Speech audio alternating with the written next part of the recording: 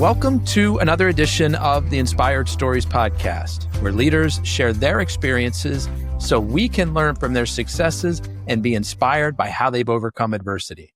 My name is Anthony Codispoti, and today's guest is Laurent Vrignaud. He is the founder of Moulin, a Parisian-style café in Newport Beach, California, established in 2014. Moulin is known for delivering an authentic French experience through fresh baked breads. Let's do that again. Moulin is known for delivering an authentic French experience through fresh baked breads, handmade pastries, and savory dishes that transport you straight to Paris. They've gained recognition for their dedication to traditional French culinary craftsmanship, which has earned them a loyal following.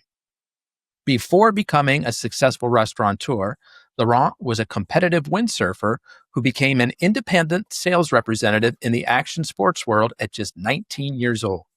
Working entirely on commission, he continued to grow his business until he was 45. During the explosive growth of the action sports business, he expanded from being a single sales rep to hiring multiple reps, eventually representing Burton Snowboards for the western half of America. As the internet emerged, he later became responsible for managing online accounts like Zoomies, REI, and Amazon. While a transition from action sports to French cafes doesn't sound like an obvious path, we're going to connect the dots in his story today. Now, before we get into all that good stuff, today's episode is brought to you by my company, Add Back Benefits Agency, where we offer very specific and unique employee benefits that are both great for your team and fiscally optimized for your bottom line. Imagine being able to give your restaurant employees free access to doctors, therapists, and prescription medications. And here's the fun part. The program actually puts more money into your employees' pockets and the company's too. One recent client was able to increase net profits by $900 per employee per year. Results vary for each company, and some organizations may not be eligible. To find out if your company qualifies, contact us today at addbackbenefits.com. All right, back to our guest today, the founder of Moulin, Laurent. Thanks for making the time to share your story today. Thank you. Welcome. So how poorly did I do on my French pronunciations of your name and the name of the cafe? I think you cheated. I think you had French in high school. I did not a lick. All right, so let's get back to the story here. Towards the beginning, you came to the USA as an 18-year-old competitive windsurfer because, as I understand it, California has some of the best conditions in the world. Yeah, I landed in the Bay Area in the late 70s, early 80s, when the sport of windsurfing was a pretty big deal in Europe. And long story short, I was attracted by Northern California, the Bay Area, eventually Hawaii, but Hawaii was a little further. So I figured let's start in San Francisco. And probably I didn't have a time frame, but I certainly didn't think I was going to spend my entire life in California. And 42 years later, I'm still here. Not windsurfing as much, but I started off and again, windsurfing, I mean, even so it was a very popular sport. It was pretty grungy. I mean, this was the early 80s, but I was passionate about it.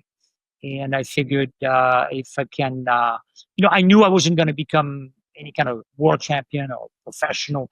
I wasn't going to make a living windsurfing all day, but I was a good windsurfer. And all of a sudden, some of the companies, and I had a little bit of what's called a gift of gab, and windsurfing being so big in France and Europe, a couple of the companies were helping me with equipment, said, hey, why don't you go knock on doors and see if, and those were French companies, see if some of the California stores would be interested about buying our products. And if you manage to get us some orders, we'll give you a commission. And that's how I learned about the commission business. Now, what happened is when I was figuring that out, because I needed to make a living, and I was doing two things besides windsurfing every single day. I was working in a windsurfing shop during the day, mostly in the morning, early afternoon, and then off to the water after that. And interesting enough, I was waiting tables. I was a busser in a French restaurant in Redwood City, California, in the heart of Silicon Valley. A restaurant called La Tour Eiffel, the Eiffel Tower. And that allowed me to have a little bit of money. Um, and then right as those companies started talking to me in being in that windsurfing shop during the day, I had noticed reps coming in. I didn't know what a sales rep was, but I noticed some people were coming in, talking to the store owners. And then what happened is, this is an interesting story, but when I was 18, a guy kept coming in every few weeks. He was 22, 23 years old, and he drove a Porsche 911. And I would always notice this guy coming in.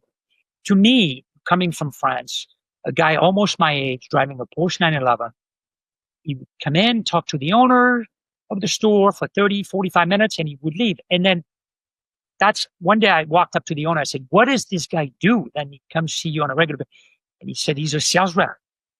He talks to me about different product line he represents.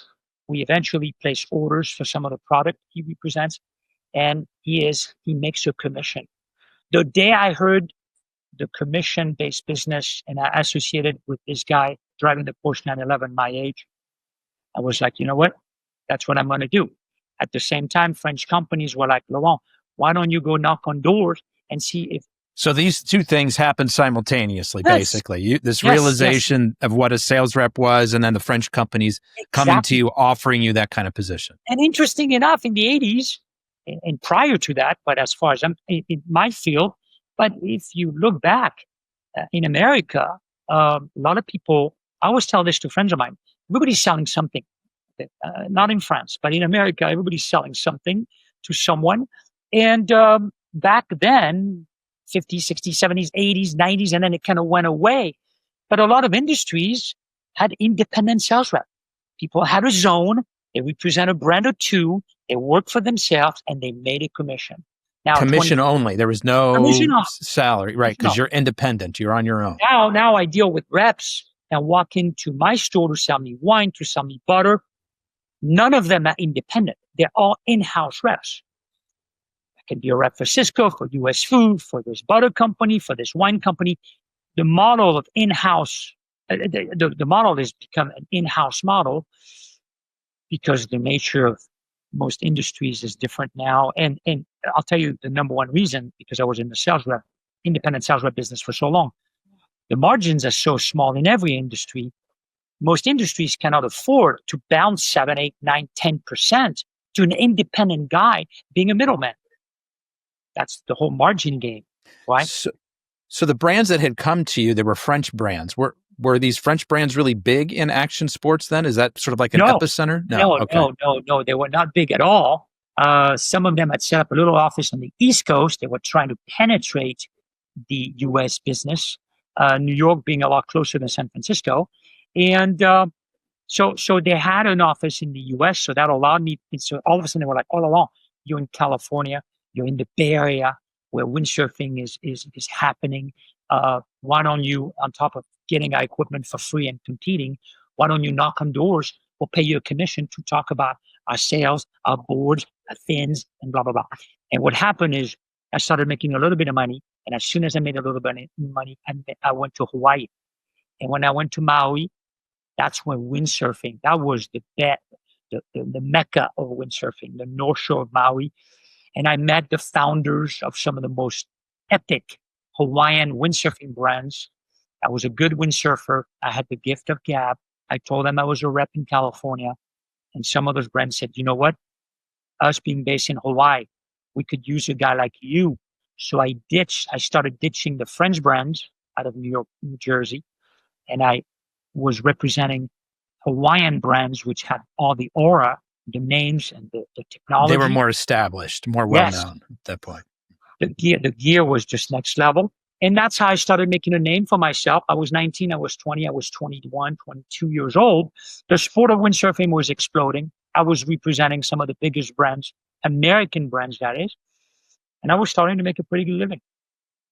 And so from 19 to age 45, you really blew this thing up. Talk to us about some of those in-between years, because I know it's not all up and to the right. There's got to be some ups and downs. So if I had stuck to windsurfing, I would have been out of business and back in France by 25 years old. Windsurfing's too small of a niche. You had to expand. Yeah, it was, windsurfing is a hard sport. It's got to get wind. It's got to be windy. Not everybody is going to the ocean. I mean, it's an individual sport.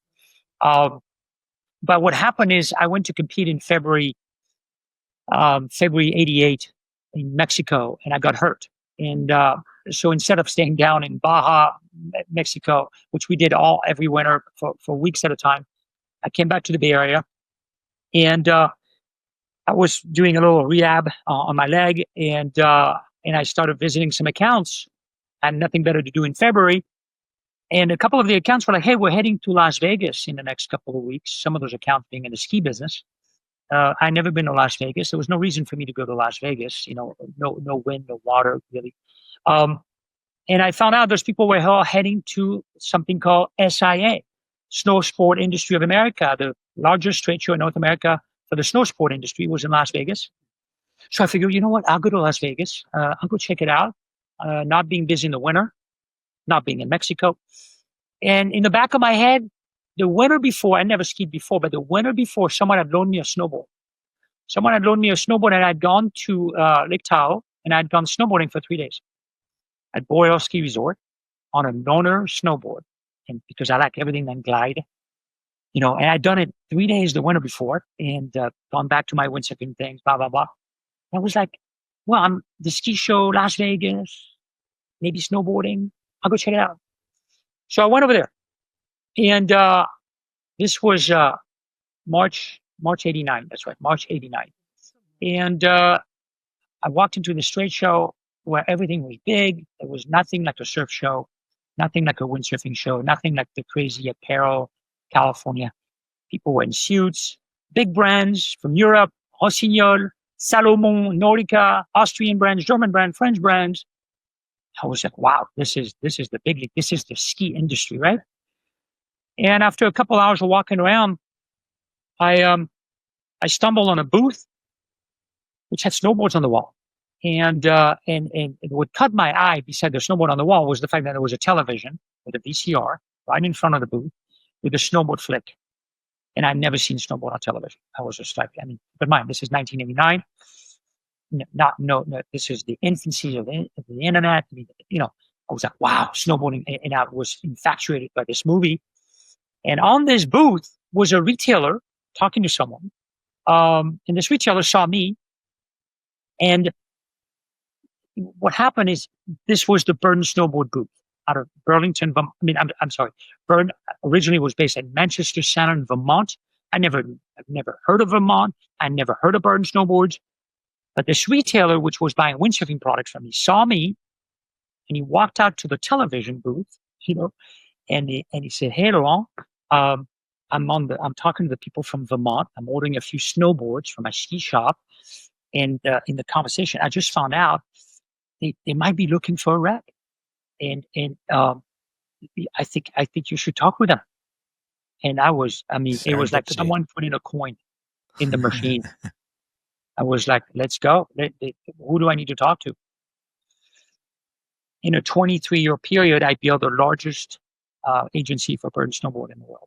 So at that time, most people didn't know Burton. And again, like you said, it was still the early days of snowboarding in general. But eventually Burton becomes the name in snowboarding. Was not in the Olympics. Nobody had ever heard of Shaun White, which was 6 years old at the time. Flying Tomato. Nobody had heard of Jake Burton. And 5 minutes later, this guy with long hair, 10 years older than me, I'm sitting in front of this dude, Jake Burton Carpenter. He's like, where are you from? I go, I'm from France. He goes, yeah, I can tell by your accent, blah, blah, blah. He goes, I'm learning to speak French, I'm learning to speak German because of European distribution. Let me buy you a cup of coffee and we can rap. And then I rapped with the guy for an hour. And, independent rap. So he's like, well, we think we need someone for the West Coast. I said, well, the West Coast, that's a pretty big territory. And, I'm based in Northern California, Lake Tahoe, and blah, blah. And he said, well, how's this? He said, well, I don't want employees. I said, well, I wouldn't be an employee. I would be an independent sales rep. I would represent your brand based on commission. I take orders when you ship next fall, next winter, and you get paid. You pay me a commission. I would not. So you were kind of explaining the independent sales rep structure to him. No independent reps. They had zero reps in North America. They had zero reps. Jake had just set up some distribution in Japan, in Europe. He had distributors which were buying his product and reselling it. But in the US, he had a bunch of phone guys in Manchester, Vermont, where he was based out of, and he had just opened an office in Denver. He had put a couple of employees in Denver because of the Colorado market, and no independent sales rep. And so we rapped for about an hour. I explained to him the whole commission and go, the smaller the item, the bigger the commission. The bigger the item, the smaller the commission. Hard goods, soft goods. He goes, okay, you know what? Come back. Let me think about it. Come back tomorrow morning. We'll have coffee again. Following morning, I rolled in, 9:00. He goes, okay, let's try. You'll be my guy, Northern California. Handshake. So how many brands did you end up repping? Well, so at the time, my main business was the windsurfing business. So Right. I represented a half dozen windsurfing companies. And then I added Burton Snowboard. And Burton Snowboard at the time only had one brand, Burton Snowboards. Eventually, as we got into the 90s and the 2000s, Burton started other brands. Gravis Footwear, Analog, Streetwear, Hand-On Optics, Backheel Kidswear, and then Burton bought Forum Snowboards, and a competitor acquired it. Bought Channel Island Surfboards out of Santa Barbara, acquired it. And so you just grew with Burton, or Yes. were you taking So- brands outside of that and outside of the... So for 10 years, I was the Northern California rep. I had one employee, two employees. I had a half dozen employees in Northern California for 10 years, 89 to 99. And Burton launched a couple other brands. I was representing all the brands. I opened a showroom in downtown San Francisco, which Burton had never heard of.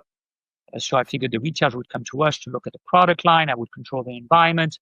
So Burton really liked the way I was doing things. And then Jake was like, listen, I like the way you're doing your agency. I like the way you're hiring people. And you start traveling the world with us on our behalf. And as we set up distribution in other countries, maybe you can talk to other reps in Italy, in France, in Japan, And so I started flying around the world on Jake's dime, with his sales managers as an independent rep saying, listen, I've been the independent rep for Burton in Northern California for 10 years. This is the way I've set up my showroom. This is the way I hire. This is the way we do business, and it works. And so, Burton Corp and me as an independent, we're just marching along, and Jake and I were super close, and we were snowboarding all over the world. And next thing, I'm in Argentina snowboarding. I'm in New Zealand snowboarding with Jake. I'm getting on and off helicopters. Life was grand. And the upside for you on that is just sort of the traveling and the kinsmanship with the traveling, and our business was growing. I was selling millions of dollars. But were you getting any part of the other sales reps that you were helping set up? I was doing it as Jake's my buddy. He gave me a shot in the 80s. We're growing. We're having fun. I was Pay single. It forward. Yeah. Help some other people get started. Yeah. Jake was like, hey, I'll put you on the plane. We'll stay in the nicest hotel. We'll eat the best food. We'll have the best cocktails. And we're just gonna, it was really like, I don't want to, I'm not a big church guy, but if you look at a painting of Jesus and the Last Supper with the apôtres, I was one of the guys that went out, and there was back then, a lot of people call it the inner circle.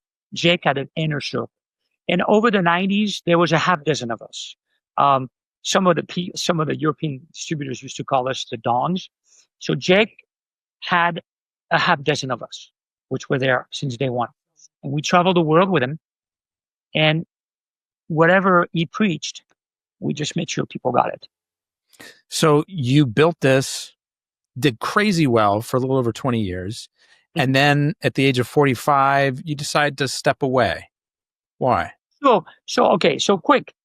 1999, 10 years into it, on my way to Europe, Jake's like, hey, stop in Vermont. I want to talk to you. I've got a couple ideas. I stopped in Vermont on my way to France in the spring after the selling season was over. And he's like, Laurent, I love the way you're doing things in NorCal. You've been with me for 10 years, independent as ever. I want you to take the Western United States. I was like, Jake, how can I be the rep for multiple states, Hawaii, Arizona, Nevada? He's like, I want you to be a super rep. I want you to grow your agency, I want you to keep hiring the way you're hiring. I want you to open an office in Southern California, go big, or go back to France. I'm like, sure, no problem. Let's go. And that was a huge turnaround because in 99, 2000, I came to Southern California. I opened an incredible showroom. I hired people. And then the business. I mean, every year we thought we cannot do better. And then from 2000 to 2008, Olympics, the Flying Tomato, the business. I mean, I used to tell people it's better than selling blow. It was crazy. You were in the right place at the right time with the right product. With the right organization. Keep in mind that in a business, and this will relate to the restaurant business later on, in a business which originally was a kind of a boys club, let's party, let's have fun, let's surf, let's snowboard, let's ride, let's skate, let's dress the way. It was very cultish. Wherever we traveled the world, the way we looked, we could recognize people. It was a big club. And everybody wanted to be part of that club. And we were selling product like there was no tomorrow. Retailers would wait in line at the trade shows just to be able to place an order. We were coming off the blackjack table in Vegas. We'd be gambling all night, liquored up, and people would just wait in line to hand us $250,000 order for the ski shop. Going along, I don't want to worry about the detail. Ship me as much goods as you think I can sell. Wow. Industry was on fire. The industry was on fire. The surf industry was on fire. The skate, snow, footwear, apparel, shades. Yes. So one last note, and then we go into the rest. We go into the break in the restaurant business. 94, 95. A guy that worked at Burton, Andy Latz, good friend of mine, head of hard goods, Burlington, Vermont, had worked for Jake for 5-6 years. Calls me out of the blue. He goes, Laurent, I just walked out of Jake's office. I resigned. I'm like, dude, we're just getting started. What's your problem? He goes, I'm going back to school. I've been accepted. I'm going to do Stanford MBA. Keep in mind, this is a guy right here that doesn't have a high school diploma, but I know a little bit about Stanford. I'm like, dude, Stanford is at the end of my street. I own a house in Palo Alto. He goes, that's why I'm calling. And I stay on your couch for 2 or 3 weeks while I figure school out. I said, sure. And he became my roommate on year 2 of his MBA program. Come back from a road trip. This guy's going to school every day, learning everything I didn't learn in school. He goes, hey, remember my buddy Chad in Southern California in San Diego? I said, yeah, he's coming next week. Him and I have an idea. We want to present it to you. We met at a cafe. We met at a cafe, Cafe Verona, downtown Palo Alto. Italian version of Moulin, interesting enough. Those two are like, you know what, Laurent? There's no cool watch company. There's no cool watch company in this business. Everything's been done. The t-shirts, the snowboard, the footwear. There's no cool watch company anywhere, or specifically like in the action sports space? No cool watch in the action sports space. Okay. There is no cool watch company. Chad and I want to start a watch company. We have no money. Would you please be the seed money? I'm like, what does that mean? Okay, so Andy, being a scholar, says, well, this is the way it works. We started Nixon Watches, which we sold to Billabong in 2005. And talk about that ride. Give us a sense of how successful it became. Clearly successful enough that somebody wanted to buy it, but help fill in sort of some of the blanks here. Well, I'll put it in perspective. So I was the seed investor, okay?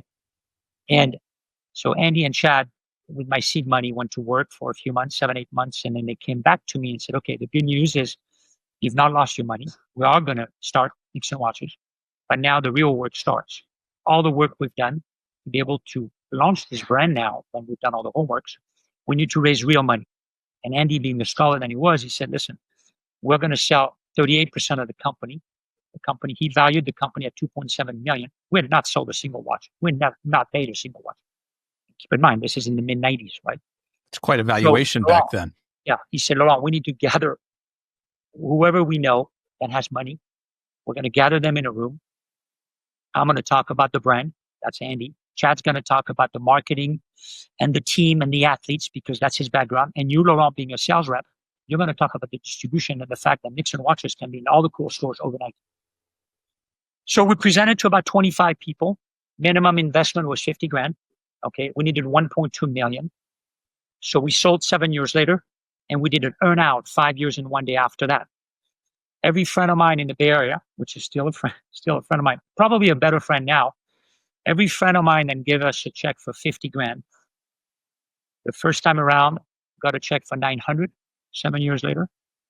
And then 5 years after that, got a check for 1.2 million. Okay. Not too shabby. Not too shabby. What was it that you guys did that made this the cool brand in the space? What was different about it? Well, Chad, Andy, myself, and all the others were we were on the inside looking out. In most industries, people are on the outside and they want to get in. Starting with Jake, Andy had worked for Jake. I had worked with Jake. And I give a lot of credit to Jake Burton Carpenter, which unfortunately passed away 4 years ago next month. We've all learned from someone. Some people go to school. Some people fly next to a pilot and become a pilot. A lot of us, myself included, worked for a founder such as Jake Burton. And eventually Andy also became a founder. And then eventually I became a founder. And that's why I started my brand in the restaurant business. So, some people never, I think all of us have things coming in front of us. And it's either, there's no luck. I mean, people meet people every day. Are you a good listener? Are you paying attention? Are you noticing the wins and the losses?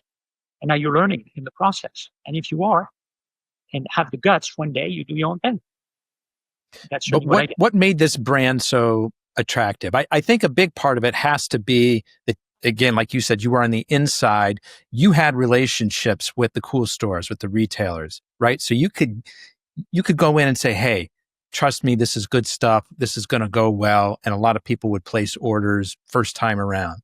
But what is it that really caused it to gain traction and do so well? Product. Okay. So the product was unique in the fact that we launched 5 watches. All the watches retail for between $70 and $100, which at the time was considered a lot of money for a surfer, skateboarder, snowboarder. But, and it's interesting, we'll get back to it in the restaurant business. But the team, and this is something we had learned from Burton, okay? It was the athlete. It's the athlete that represented the brand. Because of our connections, because of Chad's connection, Andy's connection, my connection, we were able to attract team riders, sponsored athletes for very little money, if any.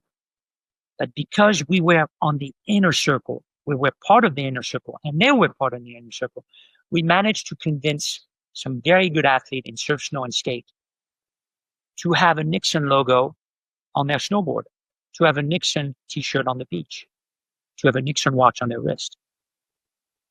And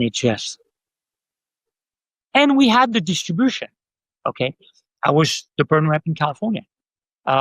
My friend Andre was the Burton rep in Quebec. My friend Johnny D was the Burton rep in Colorado. So between the Burton reps, the Volcom reps, we had all the right reps talking to all the right retailers. So this new watch brand instantly got front and center displays in some of the most prominent action sports stores in the world. Was there any thought of sort of taking this magic elixir that you guys had put together and trying to apply it to other products? You're on the inside. You can get the athletes to represent, to wear, to promote, to use your product. You've got relationships with the key accounts, so you can get the distribution pretty quickly. I mean, those are two pretty powerful forces. Was there any thought to try to use that again? No, because at the end of the day, Andy and Chad were very true to the mission, which was Nixon premium accessories, watches, and driven by the athletes. I mean, we made some bags, we made a little bit of apparel and so on, but we and it's interesting what you said, because in a lot of industries, and I could talk for hours about what happened to the surf industry or the action sport industry in general. The problem is everybody started putting their names on everything. I don't want to name names, okay? But if you take some of the biggest brands, which not only started putting their names on everything, but next thing, they got traded publicly. They went to the stock market. And the stock market, that doesn't care as long as it keeps growing. So, Quicksilver board shorts, when in the late 70s, early 80s, whenever If I saw someone at an airport with a Quicksilver boat show, he was a surfer. There was no doubt. He was part of the club. Okay. Well, 20 years later, Quicksilver was being sold at a discount at Costco. No wonder it went BK. They all went BK. I want to make sure we leave enough time to talk about the restaurant here, because how did the inspiration come about to start a restaurant? You were killing it in action sports. Yes, but a couple things happened. Okay. When I was 20 years old, okay, now keep in mind, I grew up in Paris, and as a young teenager, just like most European kids, you have a side job on the weekend, summer vacation. I always served in cafes. Okay, I love cafes. Growing up in Paris, when you did school, you were sitting in the cafe before school, at lunch, you talk to the girls, you play pinball, you play foosball, a gathering. You still go to Paris today, or Rome, okay, or Barcelona. People hang out in the cafes all day, sipping wine, smoking cigarettes, talking stories. When I was a kid, growing up in Paris, the guy or the lady that owned the cafe, to me, they were the I call them the papa du quartier, the district godfather. Okay, people told them their stories over the counter. They made people laugh, but they owned the cafe, and they would tell us kids, go back to school. You've been at the cafe here. So I always wanted to have a cafe. And then now fast forward, I'm 20 years old. I'm in San Francisco, 20, 22, 25. I'm killing it in action sport, and all my friends, European friends, windsurfer friends in Silicon Valley, all in the high-tech business, they're like, oh, this fun business you're in, it's not going to last. It looks too much fun. You're making money. Then what? I said, well, the day it stops, I'll open a cafe. Okay. I'm 25 years old. I don't see this. And then I started taking my American friends to Paris. We started traveling on the coast, going surfing and all that, hanging out at the cafes again with my American friends, chasing the girls, blah, blah, blah. And they were like, that lifestyle is so freaking cool. We're eating sandwiches. They don't cost much money, out of baguettes and croissants. And I'm like, yeah, that's what Europeans do. That's what French people do. One day, and I always talked about it, one day I'll have one. 20, 25, 30, 35. Married. I moved to Laguna Beach. My daughter. The first thing I tell my wife, Laguna Beach, there's no cafe here. One day. And then my daughter was growing, 8 years old, 9 years old. The other thing I always tell people, you've got to know your place. And I had been in the action sport business for so long. And I always compare it to going to the elevator. You go into the elevator goes up. And I felt it. I was 40 years old now, 41, 42. 08, the global economy crisis. I was a middleman, commission guy, commission. I had a lot of employees, 40 employees, making lots of commission. But the companies were becoming, not Burton in particular, but companies were changing. The companies were looking at margins. The retailers were looking at margins. And the companies, the first guy then saw that. And I met him a couple times in Palo Alto. When Steve Jobs opened his Apple stores, he was the first guy to realize, I got to talk to the consumer first. Forget the middle guy. Forget the middle independent reps, middle retailers. They kill the margins. And they don't talk the brand, right? And they have his brand next to their other brands. So long story short, you've got to know your place. And I felt, for all kinds of different reasons, between the fact that I'm not a big number guy, but I was over 40. I had been around the action sport business for close to 25 years. My daughter was growing. I had a great career. The Nixon thing had worked out really well to set up my family and I. The global crisis, I was like, you know what? And I always tell people, you sportsmen, musician, actors, business guys, look at how many people do one too many movies, one too many songs, one too many games. The last thing you want is someone to tell you, you know what? You don't belong. Yeah. You're past your prime. And you wanted to go out on top, and you're like, the elevator is at the peak. I think this is good. I was on top in 2010, and I surprised a lot of people in the industry. I surprised my employees. I surprised other distributors and Burton reps all over the world. When I announced and I would leave, that I would stop working, and the first people I announced it to, my wife and daughter, when my daughter turned 8, I said, in 1 year from now, when we turn 9 years old, next May 30th, at the end of the selling season for the winter, I will call it quit. I figured it would take me 1 year to dismantle my agency, piece it out. I had nothing to sell. I was a service guy. Okay. I didn't own Burton.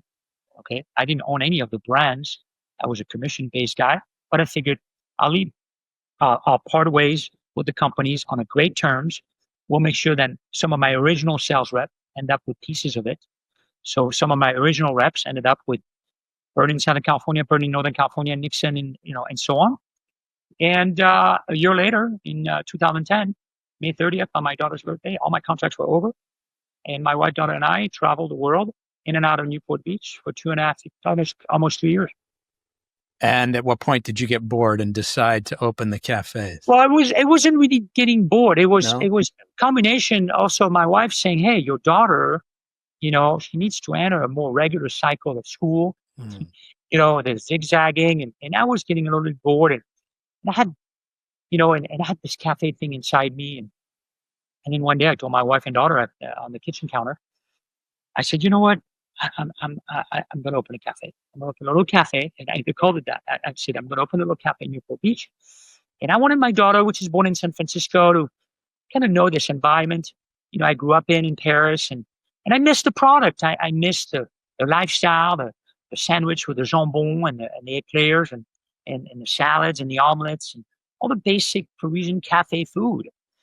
And when I said that to my wife, I want to open a little cafe, she said, Laurent, I've known you for a long time. You won't be little. And I was convinced I would open a little cafe. We opened 11 years ago, 2 weeks ago. I opened with 10 employees, single location here right on the street.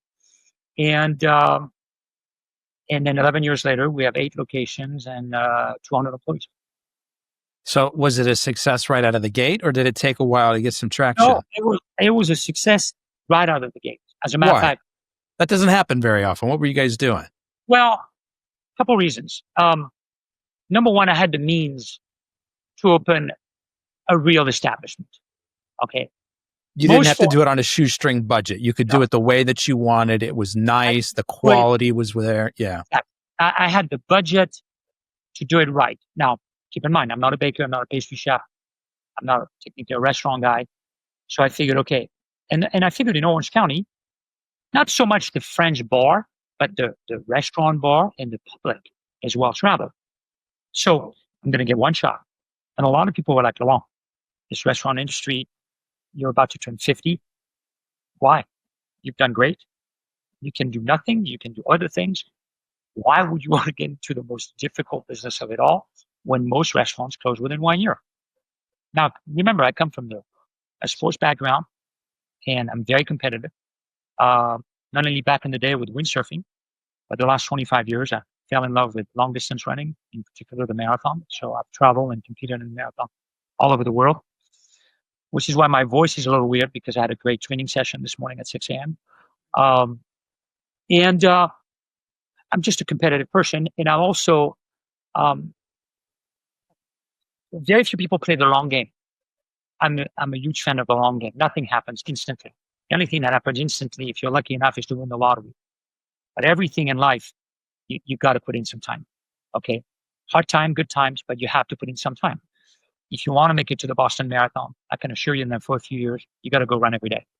Okay. Especially now. And I'll be in Boston on April 20th. And I go to Boston every year.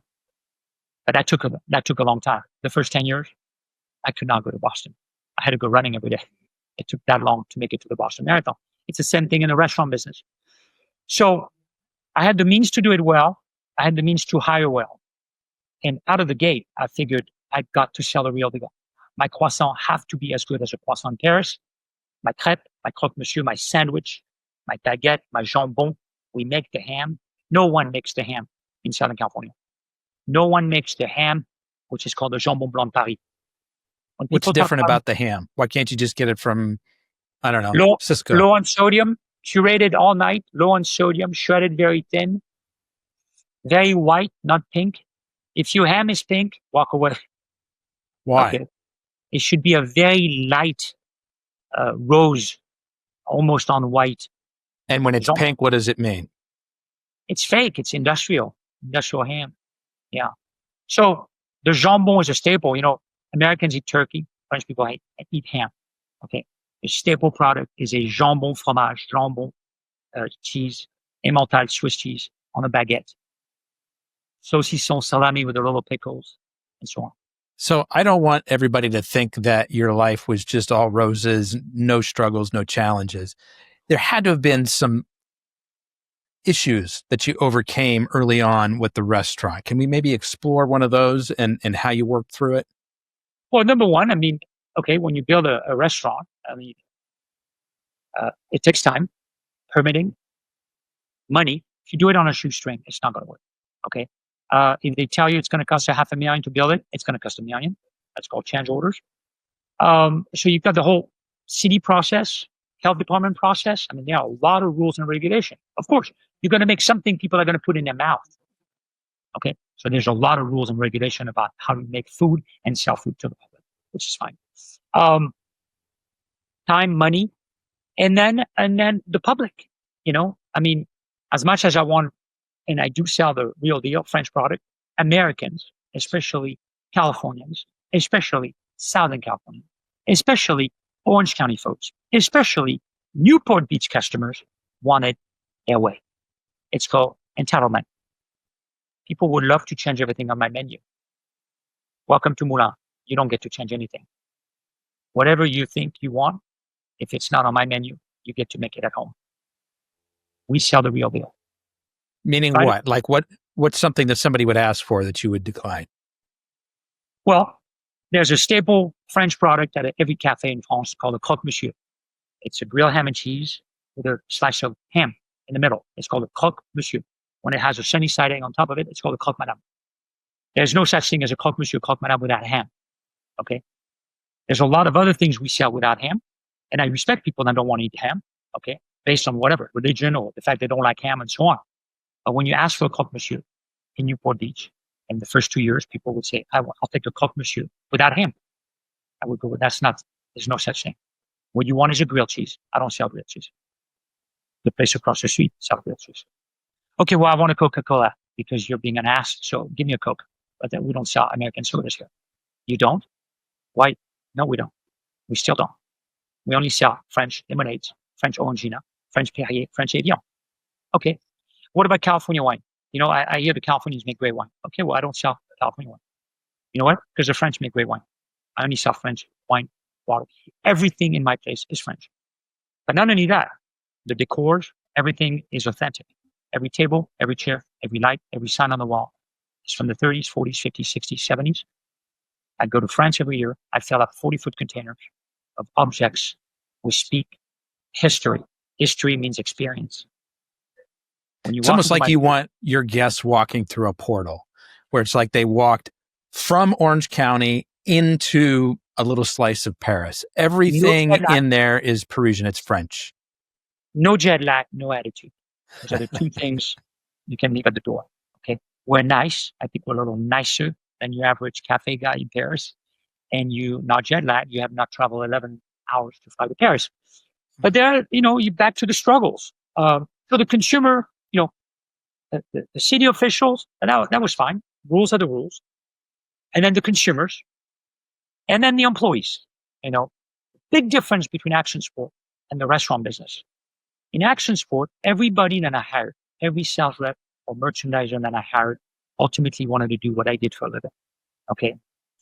In my business, in the restaurant business, except for the people in the back, the bakers, pastry chefs, the cooks, the line cooks, the preps, they're professionals. They want to be in the restaurant business. But remember, it doesn't matter what I do to the establishment. It doesn't matter what my team and I make as far as the product is concerned. Service, service, service. If a server delivers the product the wrong way, doesn't smile, doesn't greet, doesn't say thank you, you will not come back. You will not come back. Because other people make a great product across the street. So in order to pull all this off, obviously a lot of things have to line up. From the food execution to the service, labor's tough. It's a tough labor market, right? It's hard to find good folks. When you find them, it's hard to hold on to them. what have you found in terms of recruiting, retention that works? How do you get the right people to pull off what it is that you're creating? So the one thing where I was lucky is by growing. And keep in mind, and I never thought I'd have two stores, but a customer, a year and a half into it, which would eat lunch on a regular basis at Moulin in Newport Beach, stopped me in my trap one day and said, "Laurent, are you familiar with Laguna Beach, Forest Avenue?" I said, "Of course. I raised my family in Laguna Beach." Well, we own the building where Scandia Bakery's been for 38 years. They are retiring and leaving in a few months. Would you please consider doing a second Moulin in Laguna Beach? We met the following day. Handshake. Number 3 happened the exact same way. Number 4, I have never left Moulin Newport Beach looking for another space. The reason why I was a little late on this podcast by a minute is because, as I'm sure you know, Starbucks last weekend closed hundreds of stores in North America, 40 of them in Orange County. In the last 7 days, I've had 5 landlords call me and said, "Can we talk to you about taking over the Starbucks location in our building?" I say no 99% of the time. This morning, because a customer, and this is interesting, and this is typical of Orange County, a lot of customers that I serve every day, I don't ask people what they do for a living. The phone will eventually stop ringing. This is the office phone. Okay? Hey, this is how it goes. We're getting an inside look. A lot of our customers, especially in Orange County, are property owners, developers, and so on. I don't ask people what they own or what they do for a living, but interesting enough, all of a sudden this guy last week, which is a regular, said, "Hey, Laurent, I own the building on PCH next door to Sterling BMW, where the Starbucks is or was. Can I talk to you? Would you please consider taking it over and doing a Moulin?" And that's how every location's happened. Wow. Yes. Somebody always comes to you trying to fill a space. Yeah. And I say no 99% of the time. And I'm the first one to say, if I had built Moulin at 35 years old, I'd have 100 of them in the state of California. Now, here's one of the things that's really interesting to me. COVID decimated a lot of business, most restaurant businesses. You guys actually thrived during that time. Why? Yes. Okay, so I didn't finish on your original question. Please. The way we retain people is because I was able to grow. By growing, you're growing your revenues. By growing locations, you need more help. So what happened is, today, every single location is run by someone that used to be a server 7, 8, 9 years ago at Moulin Newport Beach. So someone that was at the time 21, 22, 23, and might have worked at the time for $20 an hour, give or take, is now a store manager in Laguna Beach, Dinapon, Sakineni, Southwest Plaza, SoCo, Newport Beach. So when you grow, your people can grow. If you don't grow, your good people are going to leave. They should, right? I'll be the first one to help them. And I've had some great people work with me, but because I was able to grow, you're giving them a chance for advancement. They can see a career path. It's not a dead end for them. Salary, responsibilities, more money, building a family, eventually buying a house, blah, blah, blah. So that's a huge part. And again, going back to the Nixon thing, what I told you, the big part of the success was betting on the team, the athletes at the time.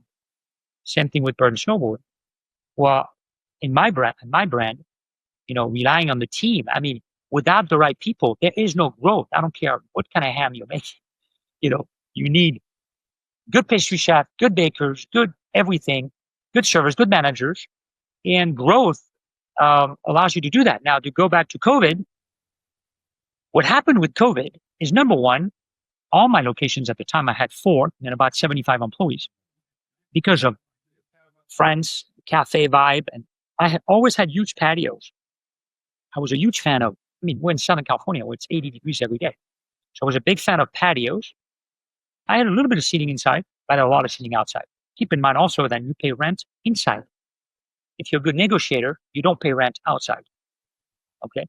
Keep in mind that when you put chairs and tables inside, you're limited with walls. But when you go on the sidewalk, just like in Paris, you start with 12 chairs. When nobody's looking, you got 16 chairs. When nobody's looking, you got 24 chairs. And next thing, your entire sidewalk and don't quote me on that with the next landlord. Next thing, you got chairs and tables and umbrellas everywhere. Okay. That's the business I'm in, right? Okay. So, number one, I had huge patios. Number two, everything we did since day one was available for here or to go. So when the government said everybody needs to eat outside, and eventually everybody needs to not eat outside, but take it away and cannot stay on premise, I had it all worked out. And on top of that, different locations around me, prime locations, became available. And landlords were starving for good operators that could make it, could be open, could be serving during COVID and pay rent. My best deals were all inked during COVID because the landlord came back running with more offers, better deals. They were desperate to fill the space. Desperate to fill an existing space, which, by the way, I learned a lot. Before COVID, I took over locations, gutted them out, and spent sometime in excess of $1 million to open a cafe. Once COVID hit, it all became second generation restaurant. And today, I mean, we just talked about Starbucks. You know how many Starbucks can be taken over in this country? 1,000, 1,200, 15, 2,000 square feet. The bones are correct. The plumbing is there. The grease traps are there. The electricity is there. I can go into a Starbucks, change the counters, paint my table, my chairs, my art, my signs, my croissant, my sandwich, and I'll give Starbucks a run for their money. So prior, redoing a location might cost you $1 million. What is it you're putting in now? $250,000 at the most. Oh, wow. That's a huge savings. Yeah. That's a lot of croissants.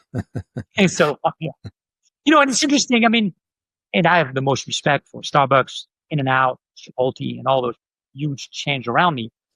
But, a lot of people talk about Starbucks, and I like to talk about Starbucks because the CEO of Starbucks, as of a year ago, is someone from Newport Beach. He was the CEO of Chipotle. It was all over the paper about the fact that Starbucks had gotten for a huge package, blah, blah, blah. And the first thing he did a few months ago, he analyzed what he had worldwide. But one of the statements he made is a few months ago, he said Starbucks needs to get back into an experience type of business. Obviously, a few months later, he realized, forget the experience. I mean, Starbucks is not an experience place. It's a convenient place. When I fly somewhere and there's a Starbucks at the airport, I'm the first one in line to get my cup of Starbucks, a little oatmeal, and fly. But nobody's hanging out at Starbucks anymore. Okay? No. I'm in the experience business. You come into my place, you spend $3 for a drip coffee, $4 for a cappuccino latte.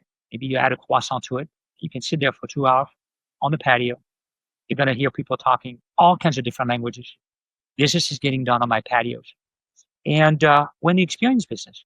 The music streams from Paris. The servers, we have servers from all over the world, a lot of them being French. A lot of non-French servers speak French now because they've been with me for so long. At least they got the basic French and the basic yelling. When I yell in French, I don't yell. When I say something in French, they get it 10 years later. I'm in the experience business. And at the same time, approaching 60, I'm not chasing anything. I really want people to have a great experience. I want my employees. And I had a managers meeting this morning. Once again, every manager meeting, I tell them, if we have good employees, if we have happy employees, we will translate to good customers. It all starts with the employees. So I take really good care of employees. Because of the size we are, we're able to offer health insurance. We have a saving plan for people that have been with us for a long time. And we promote within. That's the hardest thing in my business. I can't hire a manager from the outside. He's not going to have the culture. He's just not, If you want to come in and you're willing to pay your dues and you're, somewhat street smart and have common sense, you can move up pretty quickly. You just need to show up. So what's the future of Moulin look like? More growth? More locations? You retiring? No, me retired? Serious? I love what I do. No. Every year I tell my wife it's my last marathon. Like, are you not going to Boston next April? I said, yeah, but that'll be my last one. it's the same thing. I really love this service business. I love talking about Paris to customers. It's actually got a lot easier. My daily day is a lot easier. I've got a great management team, 8 direct reports, a couple hundred employees. I'm in all the cafes all the time, serving people, bussing on the patios with the gloves on, picking up the paper everywhere. I work with everybody at the ground level. I actually spend more time at the ground level than I'm not a big meeting guy. I'm anti-corp, even so I own a small corporation now. My wife and I own everything except the real estate, because where we want to be, the real estate's never for sale. We have no debt. And our daughter, my youngest daughter, the 2 oldest kids have gone back to France, but my youngest daughter is involved with us. A lot of people say, hey, is she going to take over? She's the first one to say that. It's already too big. I can't imagine running this place. But she loves being part of it. My wife is extremely involved on the product. Her and I, having grown in Paris, she's very familiar with the product. So she's involved with all the chefs. Nothing gets into our menus and displays unless she's, put a veto on it and approved it. And I'm more involved with the marketing, the social media. The only thing I've never delegated, by the way, is the whole social media. If you go to Instagram at Moulin, every picture, every video, every word is from me, posting, filming. That's a huge thing for me, because if you discover us out of New York City or out of Dubai and you land on our page, moulin.com or Instagram or Facebook, I want to be able to I want you to think, I got to go there. I got to meet this guy. I got to walk in and see what this product is all about. I'm serious. And this is one thing I tell all our managers and employees. I'm serious. We're very serious, but we don't take ourselves seriously. Okay. I'm known to goof off with the customers, with the employees. We work hard. We play hard. And I learned that from Jake Burton. Yeah. Laurent, what advice would you give to entrepreneurs who are trying to build something meaningful? Okay, so a couple advice. If you have it here, you got to do it. I have a lot of friends, they turn 50 years old, change their careers, this and that, and they come to me and they go, Laurent, I'm like, what's here? If there's something that's been brewing here for, I don't care for how long, you got to do it. Okay. Maybe you were being held back by married, kids. Now you're 50, 55. Sounds to me like you want to do something else. Do what's here. Don't do something because someone else has it there. Number one. Number two, whatever you do, you got to be all in. All in. Long game. All in. And last, this is very important. I've only had one partner in life, and that's my wife. Okay. You're better off doing a smaller business without a partner. So many people walk up to me going, Laurent, I've got a great idea. And I present it to you, blah, blah, blah. And I'm like, how are you going to do it? Well, I'm going to get partners. I'm going to get investors. You start writing someone else's check. It's not the same. But that's what you did. Isn't that what you did with Nixon? Yeah. I was young, foolish, and it worked out. but do as I say, not as I do. Yeah, but with Moulin, my own brand, and now we've got to relate to the restaurant business. The restaurant industry and getting into the restaurant industry is a high ticket item. It's expensive, and I started the action sport business like most in my garage, and I don't care if it's Bob McKnight with Quicksilver or Jake Burton with Burton Snowboards in a barn. We all started in a barn, in a garage, in a kitchen. In 2025, it's hard to be small. Okay, it's really hard to be small. So right off the bat, people show up with a quick business plan. I'm gonna raise $1 million. I'm gonna raise 10 million, and then next thing you're writing checks, but it's I was neither rich or poor when I started Moulin. Okay, I was somewhere in between. But at the end of the day, I was still writing my checks, and I could have jeopardized a bit, my family. But I think that's important. That's important to put it all on the edge. And there has to be risk, and you have to be scared. I'm scared. I'm going to the Marine Corps Marathon in 2 weeks in Washington, D.C., I'm scared. And I've been running marathon for 25 years. You have to be scared. How do you manage the fear? Because I think for a lot of people, the fear is what interrupts their progress or interrupts them taking the chance. You train for that. You train. This morning I went on a run and I had target paces to hit. I got up at 5 as usual and knowing that I would meet a couple guys that I run with and I'm just as serious as I am. And okay, am I going to be able to hit those paces? You know? And I did, but I was scared. And I'm scared about the marathon. So you do it in spite of the fear, not because you've overcome it. Yeah, I mean, and as successful as we are, I show up every day because I'm scared that we might not do the right thing, deliver the right product. A competitor could come in across the street. You know, I don't take anything for granted. Yeah, we have not made it. I've never showed up here going, we made it. That's never going to happen. And on another note, going back to you said, hey, what's the next thing, blah, blah, blah. People ask me, oh, you need to be in LA, San Diego, Vegas. I'm like, we're going to be in LA. The day you see a Moulin in LA, I just won't be the owner. The day you see Coca-Cola on the display, I won't be the owner. You got to stay true. So Moulin, more locations, no more locations? Yeah. What are you saying? Yeah, I mean, not ready to commit either way? No, I'm going to continue when I'm an opportunist. Okay. Am I going to fill up the next 40 Starbucks in Orange County? No. But if there's a location I can't pass, I won't be able to help. It's in my DNA. I'm French at heart, but I've been here 42 years. I'm going to be 60 next month. It's in my DNA. I can't help it. Okay. I'm a French kid in an American adult body. Okay. So I can't help it. Luckily, my wife is my sounding board, and my wife being very French is like, hold on, tiger. Okay. Just pace yourself. Right. But you never know. I'm also, maybe a strategic partner will come along. Someone that I get along with and go, look, we've got some of the expertise you have and be more of the process, more of the system. Growing is one thing, but you have to be process driven. Okay. You don't start operating, we serve 25 to 3,000 people daily, every single day, and 200 employees. It's a little machine. We're not Disneyland. We're not small either. Okay. And with that, growing is one thing, but process systems. So maybe an entity will come along and go, hey, can we partner up with you? Am I looking for someone to write me a check and I go in the sun and go back to Maui? No.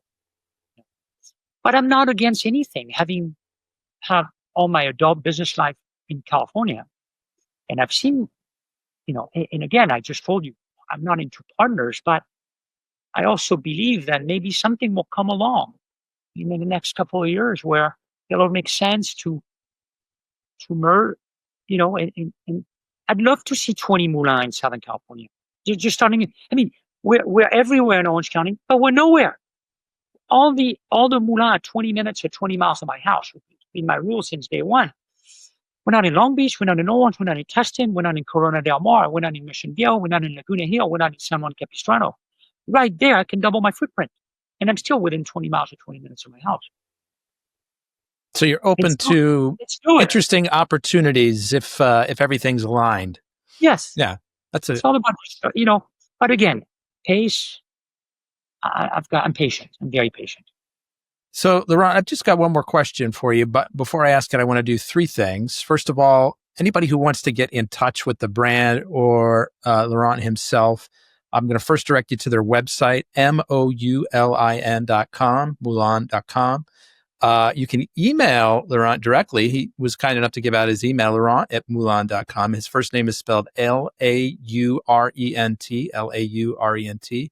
at moulin.com. And they've also got the hashtag Moulin and Instagram. And Laurent just shared with us that everything you see on there, all the pictures and videos, they come right from him.